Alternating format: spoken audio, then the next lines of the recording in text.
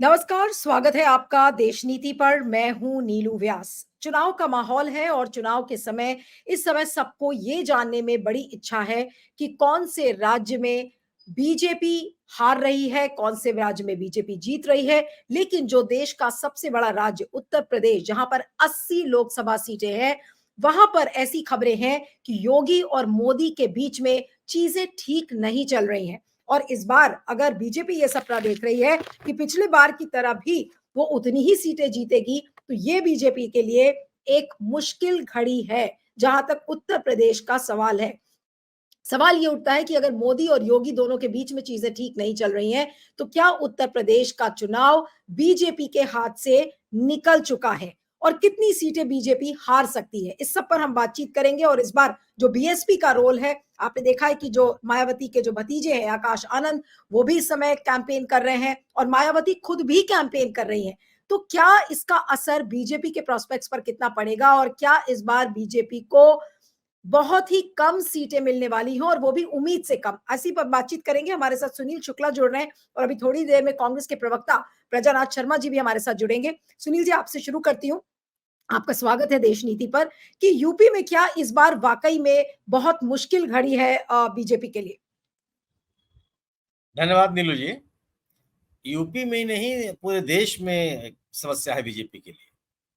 UP इसलिए महत्वपूर्ण है कि सर्वाधिक 80 सीटें हैं, बड़ा राज्य है और एक ऐसे राज्य के रूप में देखा जाता है जहां पे बीजेपी अपने आप को बहुत ही कंफर्टेबल महसूस करती है।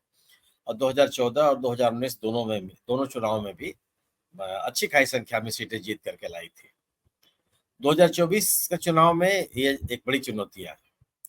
आप याद रखिए कि 2014 में जितनी सीटें बीजेपी जीती थी, 2019 के चुनाव में वो नहीं जीत पाई। 2022 के विधानसभा के चुनाव में उसकी सीटों की संख्या और कम हो गई और 2024 के चुनाव आपके सामने चल रहा है। सवाल यह है कि बीजेपी को लोग वोट क्यों दें? लोगों के मन में बात आती है। 2014 में एक माहौल था कि प्रधानमंत्री जी ने लोगों को आश्वासन दिया कि अच्छे दिन आएंगे। प्रधानमंत्री जी ने कहा था, उस समय बीजेपी के नेता ने कहा था कि बहुत हो गई महंगाई की मार।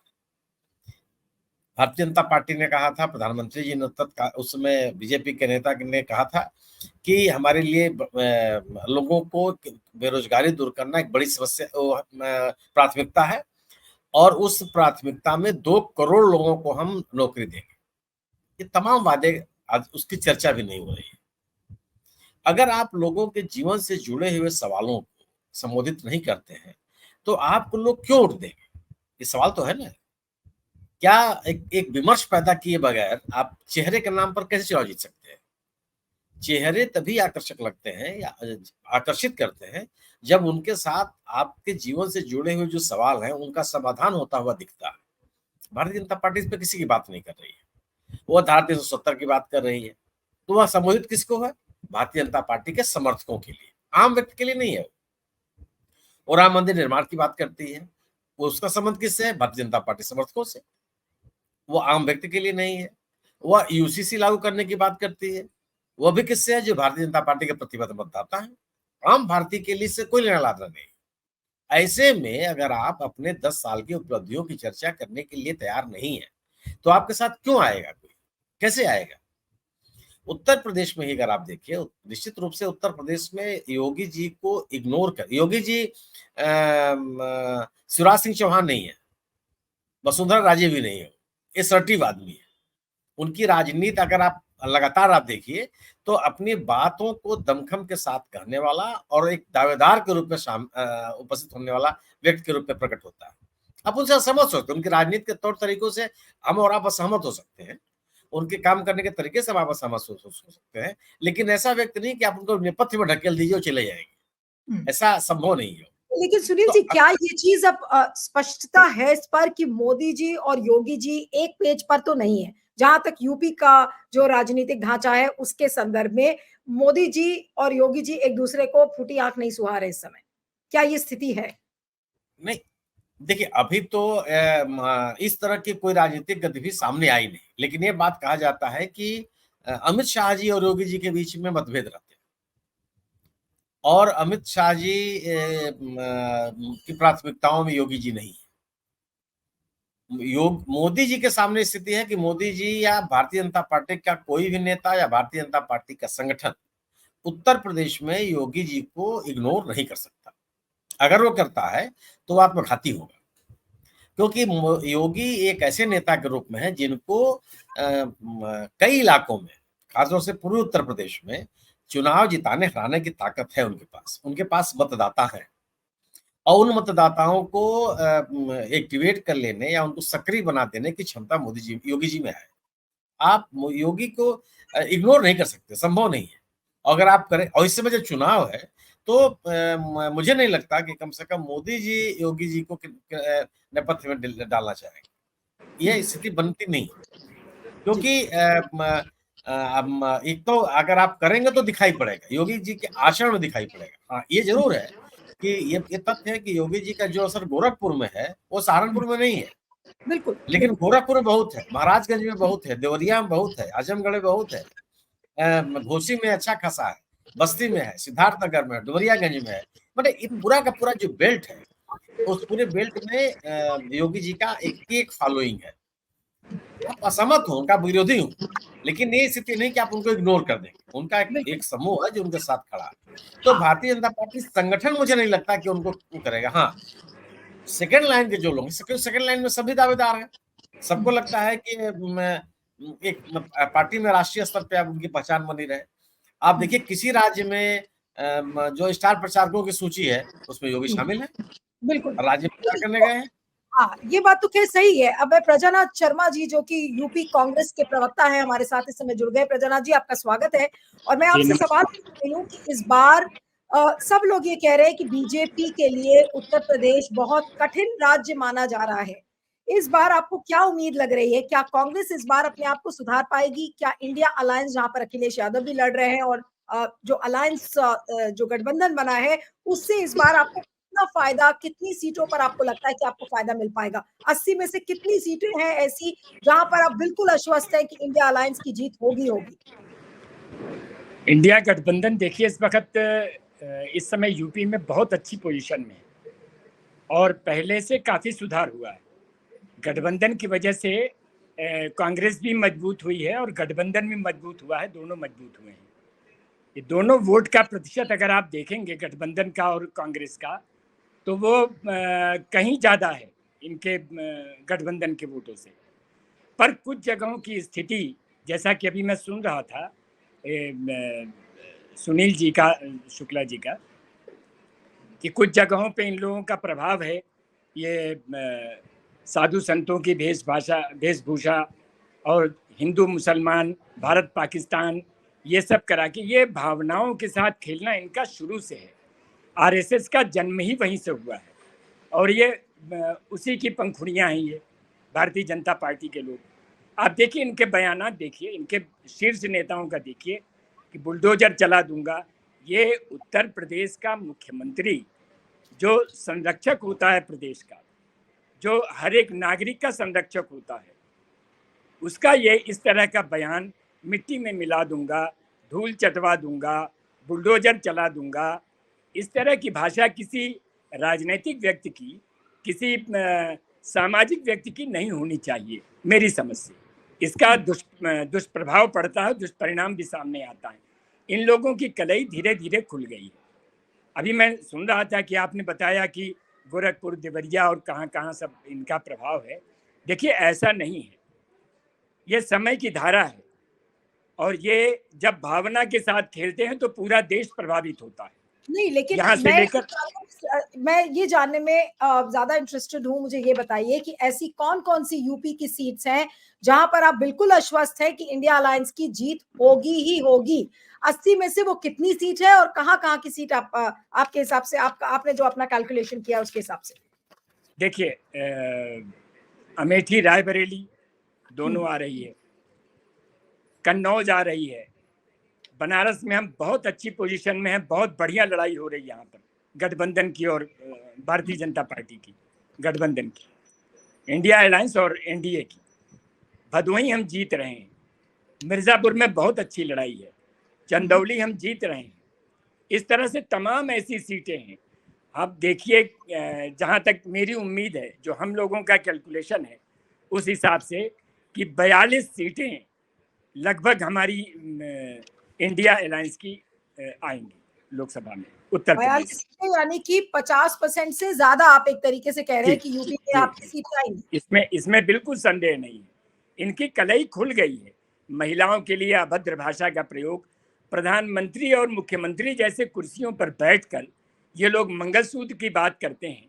ये बात नहीं करते जो सीमा पर लड़ रहे हैं, हमारे योद्धा, देश के जवान शहीद हो रहे हैं, उनके घर के मंगलसूत्र के बारे में ये नहीं बोल रही हैं। ये बता रहे हैं कि सोना बेच देगी कांग्रेस। अरे हमारी इंदिरा गांधी ने, देश की प्रधानमंत्री ने अपनी चूड़ियां दी थी भारत पाकिस्तान के युद्ध में, जो सर्वविदित है। ये किस मुंह से बात करते हैं? केवल झूठ का पुलिंदा। ये लगातार झूठ बोलना, जनता को गुमराह करना, उनकी भावनाओं से खेलना, न शिक्षा, न स्वास्थ्य, न प्रजानाथ जी, आप जो भी कहें, लेकिन एक यूपी की असलियत ये भी है कि यूपी ने लगातार बीजेपी के नाम से वोट किया है। और ठीक है, सीटें कुछ कम हुई होंगी पिछले बार, लेकिन जो मेजर चंक है वो उसने बीजेपी को ही वोट दिया है। आज क्या वो जो मोदी को वोट करने वाला जो मतदाता था, क्या आज वो बीजेपी से खिसक गया है? और किन कारणों से आपके हिसाब से? आपकी बात में पूरा दम है। बिल्कुल अलग हुआ है और वो ये चाहते हैं कि बीजेपी धरातल पर आवे। उनके कार्यकर्ता ये चाहते हैं।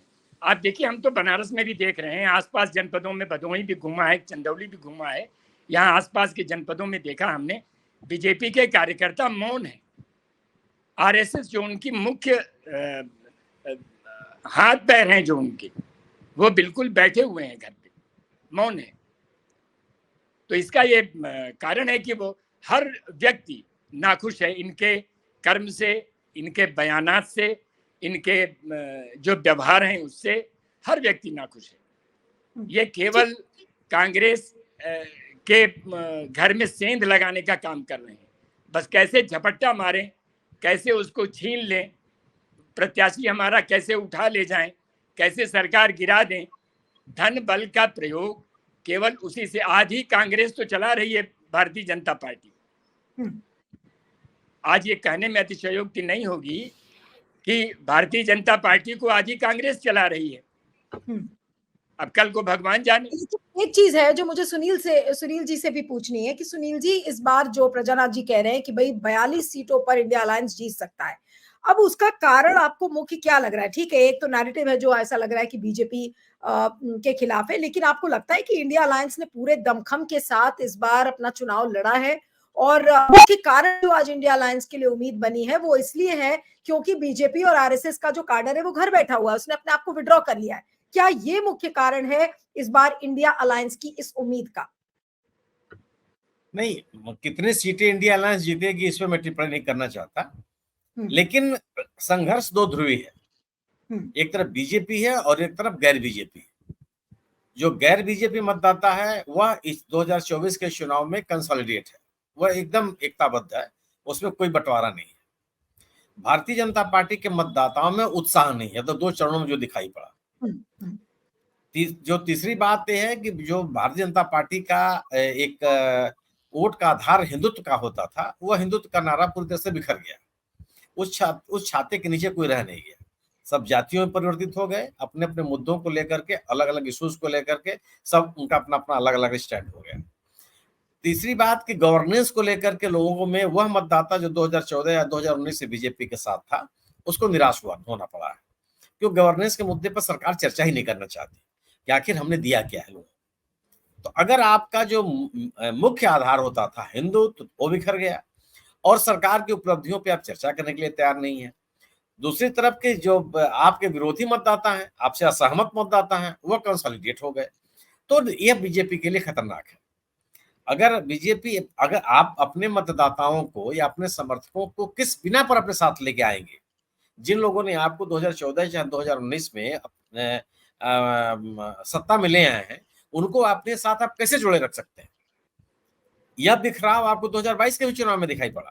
2022 के जो विधानसभा का चुनाव था, आप ये सोचिए कि बीजेपी का मत प्रतिशत भी गिरा और सीटों की संख्या भी कम हो गई।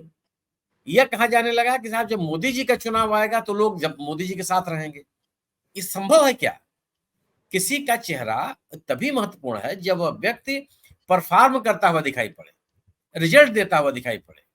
अगर आप ऐसा नहीं कर सकते हैं तो ये संभव नहीं है कि वो आकर्षण बना ही रहेगा। आज अगर आप मोदी जी के प्रति लोगों का इतना ही आकर्षण है तो ये मतदान का प्रतिशत क्यों गिर रहा है कोई किसी भी राज्य में? हाँ, जिन राज्यों में विपक्षी दल भी उतनी मजबूती से चुनाव लड़ रहा है वहां मतदान का प्रतिशत ठीक ठाक है। आप पश्चिम बंगाल देख लीजिए। लेकिन जिन राज्यों में भारतीय जनता पार्टी का स्टेक है, स्टेक किस बात का है कि वो अपना पुराना इतिहास दोहरा ले। उत्तर प्रदेश, बिहार, झारखंड, महाराष्ट्र, सब में इनका मत प्रतिशत गिर रहा है और अच्छा खासा गिर रहा है। वो कोई भी संसदीय क्षेत्र नहीं है जहां पे मतदान के प्रतिशत में गिरावट ना हो। दूसरी चीज, भारतीय जनता पार्टी का जो मतदाता है वो शांत मतदाता नहीं है, वो चुपचाप जाके वोट डाल के चला हुए, वो ऐसा है नहीं। किसी चुनाव में हमने आपने नहीं देखा, वो एक माहौल बनाता है। क्या मोदी जी के सभाओं में उस तरह का उत्साह जो मोदी मोदी मोदी के नारे लगते थे कहीं दिख रहा है? क्या सड़कों पे निकले हुए जो लोग उन सभाओं में जा रहे लोग हैं बस उस सड़कों में उनके अंदर उतना ही उत्साह दिख रहा है? मतदान के प्रति लोगों में उतना उत्साह दिखाई पड़ रहा? नहीं दिख रहा। तो एक व्यक्ति का आकर्षण जो था वो भी कम हो गया। ऐसे में अगर आप अपने मतदाताओं को अपने साथ आकर्षित नहीं कर सकते, संगठन की सक्रियता उतनी नहीं है, आपके संगठन के लोग जनता के बीच में आपकी तरफदारी में कुछ बात करने की स्थिति में नहीं है, तो आप भावनाओं के साथ कब तक लोगों को जुड़े रख सकते हैं? हाँ, बीजेपी का जो प्रतिबद्ध मतदाता है वो उनके साथ है, इसमें कोई दो राय नहीं, वो छोड़ के नहीं गया। लेकिन किसी पार्टी का प्रतिबद्ध मतदाता, समर्पित कार्यकर्ता, समर्पित मतदाता आपको सत्ता में नहीं ला सकता। समर्पित कार्यकर्ताओं की संख्या बहुजन समाज पार्टी ही बहुत है, लेकिन वो अकेले कभी सत्ता में नहीं ला पाए। एक महत्वपूर्ण राजनीतिक दल के रूप में आपको वो रखेंगे, लेकिन सत्ता में आने के लिए आपको समाज के सभी वर्गों का समर्थन चाहिए, जो 2014-2019 में भारतीय जनता पार्टी को मिला, उत्तर प्रदेश में 2017 में मिला, 22 में भी दिखाई पड़ा। लेकिन 2022 के विधानसभा के चुनाव में आप ये देखिए कि समाजवादी पार्टी की ताकत लगभग 3 गुनी बढ़ गई, 41 सीट से 125 सीट पहुंच गए। ये कैसे हो गया? ये मतदाताओं का एक प्रचार था वो।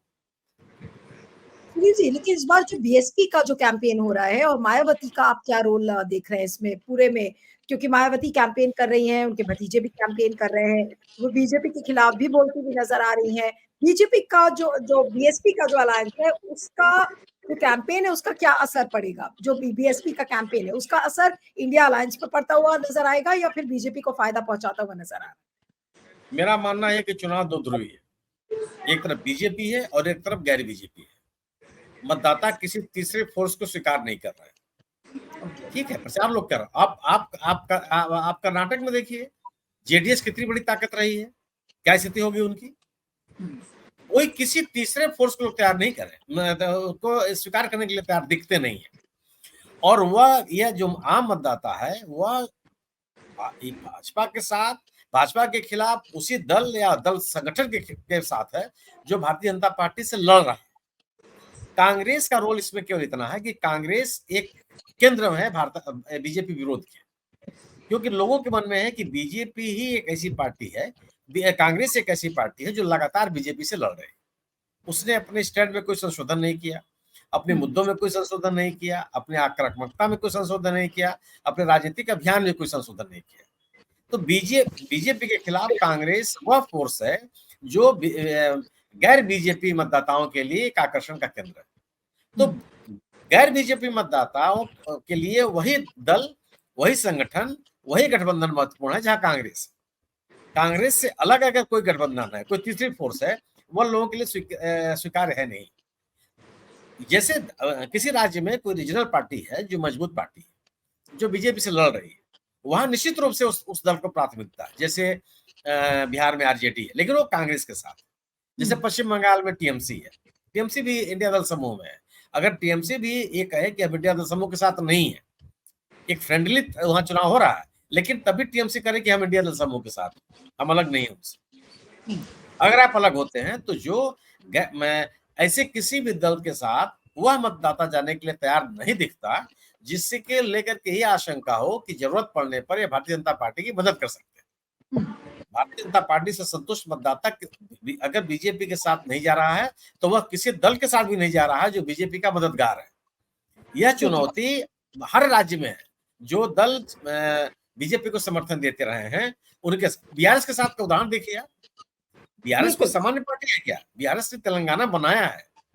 केसीआर साहब ने एक लंबा संघर्ष किया है, वो किसी ने तस्तरी में सजा करके उनको सत्ता नहीं दी है। बावजूद इसके 10 साल के अंदर वह उनको बीजेपी का समर्थक मान लिया गया अपने मतदाताओं के बीच में। तो जो बीजेपी से संतुष्ट लोग थे वो बीआरएस के साथ नहीं गए, और जो बीआरएस से संतुष्ट लोग थे वो बीजेपी के साथ नहीं गए। दोनों के संतुष्ट कांग्रेस के साथ चले गए, और कांग्रेस तेलंगाना में एक मजबूत फोर्स बन के उभर गई।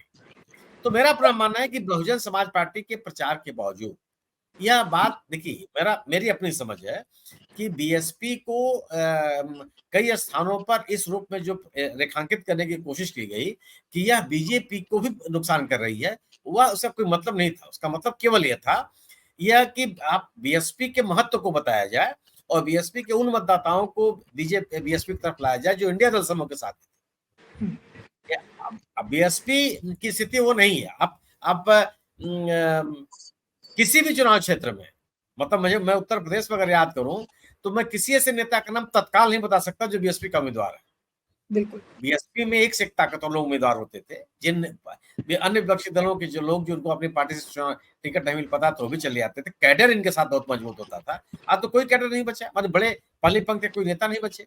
हाँ, इसमें कोई तरह नहीं है कि दलितों के बीच में सर्वाधिक सम्मानित नेता मायावती जी, लेकिन आज जो दलित वर्ग है वह जो यह नारा चल पड़ा है कि संविधान खतरे में है, आरक्षण खतरे में है, हमारे हमको जो संवैधानिक अधिकार मिले हुए उसको खतरे में है, यह ज्यादा अपील कर रहा है। और इन मुद्दों के साथ बहुजन समाज पार्टी पिछले 10 सालों में लड़ती हुई नहीं दिखाई पड़ी। नहीं, तो वह उस के साथ है, के साथ नहीं जाते दिख रहे थे जो परंपरागत रूप से बीएसपी के साथ होते थे। बिल्कुल जी जी, अब मैं आपके पास हूँ और आखिरी 2 क्वेश्चंस हैं जो मुझे आपसे पूछने थे कि आपको क्या लग रहा है कि इस बार जो, मैं इसके पहले भी सुनील जी से पूछा था ये सवाल, जो योगी और मोदी जी के बीच में जो डिफरेंसेस नजर आ रहे हैं और ये साफ दिख रहा है कि वो लोग एक पेज पर नहीं है, कुछ खींचातानी दोनों में है, और क्या यही वजह है कि ये एक बड़ी उम्मीद है? और जो आपने कहा कि कार्डर्स निकल नहीं रहे हैं, बीजेपी के कार्यकर्ता भी उतने उत्साहित नहीं है, आरएसएस के लोग भी नहीं निकल रहे हैं, और तीसरा जो आइसिंग ऑन द केक जिसको हम कहते हैं अंग्रेजी में, तो वो है योगी और मोदी का एक पेज पर ना होना। क्या ये एक बड़ा कंट्रीब्यूशन होगा इंडिया अलायंस की, जो अगर सीट्स अगर बढ़ती हैं तो ये जो योगी और मोदी का साथ में ना चलना, ठीक है दिखा रहे हैं कि सब कुछ ठीक है, लेकिन पर्दे के पीछे ये पता है सबको कि योगी जी और मोदी जी एक पेज पर नहीं है, ये चीज क्या आपके लिए एक बेनिफिटिंग फैक्टर है?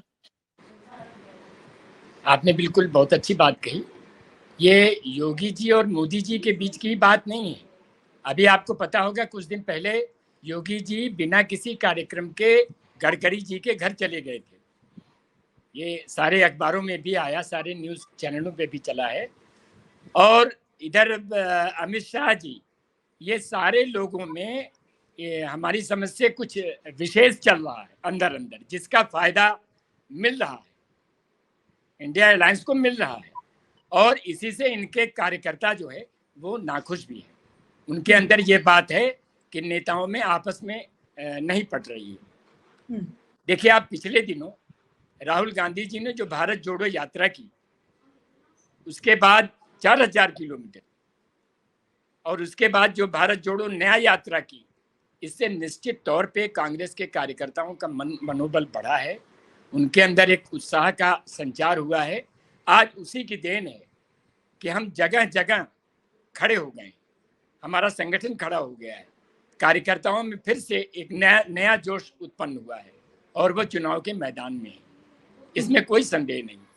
धर्म के रास्ते सत्ता को पर काबिज होना और सेवा भाव को छोड़ देना, ये भी कार्यकर्ताओं में एक बहुत बड़ा मैसेज गया है इसका। बीजेपी के कार्यकर्ता जगह जगह हर जनपदों में, लगभग आप कहिए कि सारे राज्यों में उनके अंदर अंतर्द्वंद्व है, जिसका फायदा इंडिया अलायंस को मिल रहा है। ठीक है, अब आपने तो कहा कि 42 सीटें आएंगी, लेकिन मैं सुनील जी का भी एक आकलन सुन लूं in terms of number of seat, और उसके बाद प्रोग्राम को खत्म करूंगी। कि सुनील जी, आपका क्या आकलन है, जो सीट वाइज प्रोजेक्शन है उत्तर प्रदेश के संदर्भ में मैं पूछ रही हूँ, कि इस बार आपको क्या लगता है कि बीजेपी को कितनी सीटों पर झटका मिल सकता है और इंडिया अलायंस को कितनी सीटों पर फायदा मिल सकता है? एक रफ एस्टिमेट आपके हिसाब से। देखिए, पाने के लिए तो इंडिया दल समूह के सामने पूरा आसमान खुला हुआ है उत्तर प्रदेश में, अगर आप बात करें। मैं ये कह सकता हूं कि 2019 या 2014 का इतिहास बीजेपी नहीं दोहरा पाएगी, उसको उपलब्धियां नहीं हासिल होंगी।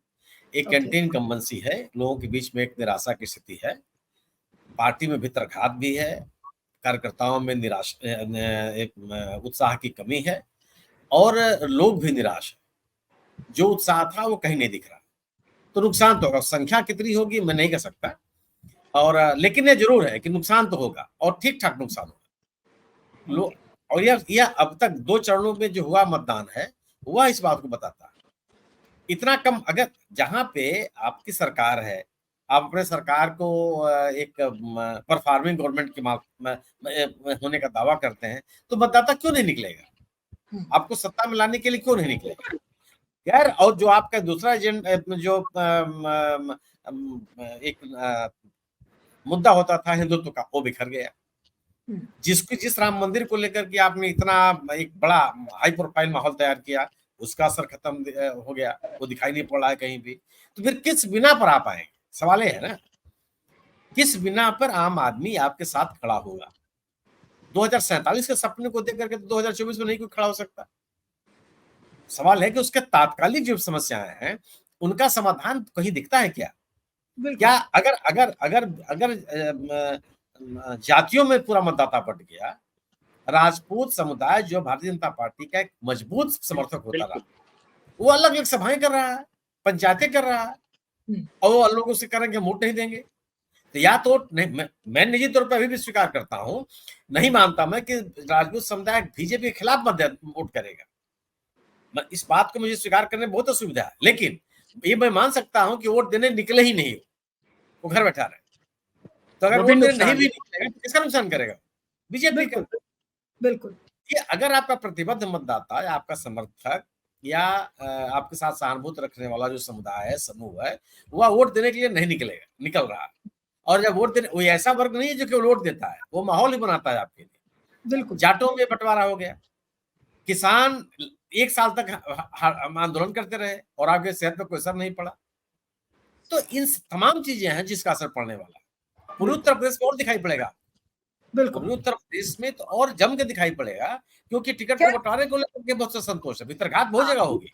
हाँ, अभी तो 2 चरण हुए हैं और अभी तो 5 चरण बाकी है। अगला चरण 5 तारीख को है। अंत में बस बहुत संक्षेप में 40 सेकंड में क्या कहेंगे प्रजानाथ जी, इस बार का जो यूपी का जो रण है आपको किस तरह से दिख रहा है? बहुत संक्षेप में, बहुत संक्षेप में।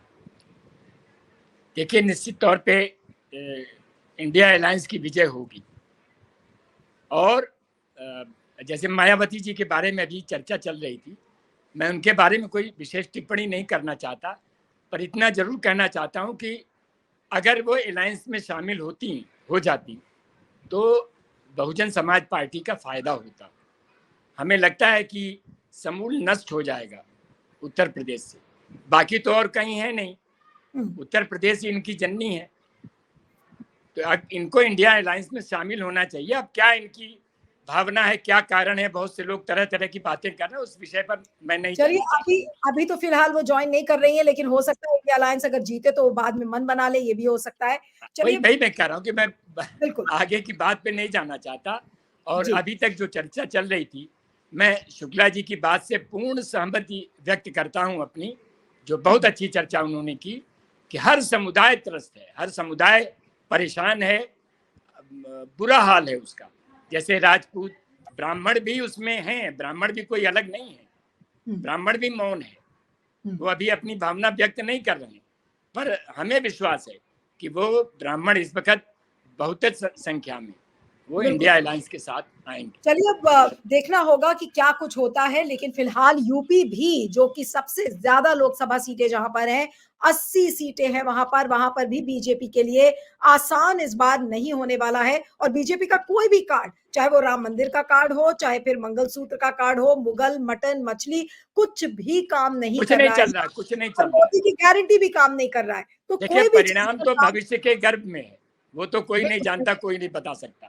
चलिए 4 जून को पता चल जाएगा कि क्या भविष्य है इंडिया अलायंस का और क्या जी, जी। भविष्य है बीजेपी का। आप दोनों का बहुत-बहुत शुक्रिया। Sunil ji, thank you so much. प्रजाराम जी, बहुत-बहुत धन्यवाद।